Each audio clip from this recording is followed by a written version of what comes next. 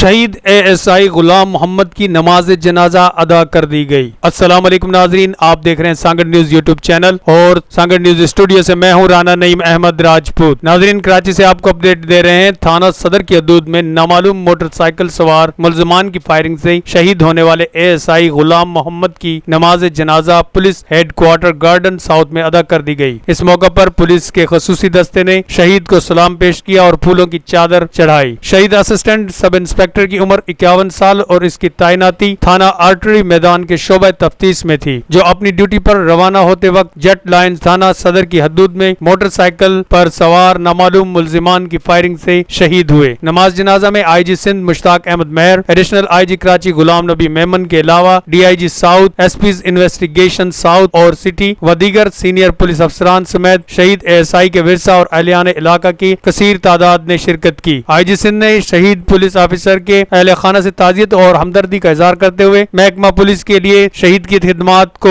خراج عقیدت پیش کیا۔ انہوں نے اس موقع پر شہید کے ورثہ کے لیے محکمہ پولیس سندھ کی جانب سے مروجہ امراض دینے کا اعلان کیا اور متعلقہ پولیس افسران کو ہدایت دی کہ اس حوالے سے تمام تر ضروری قانونی دستاویزی امور کو جلد سے جلد مکمل کیا جائے۔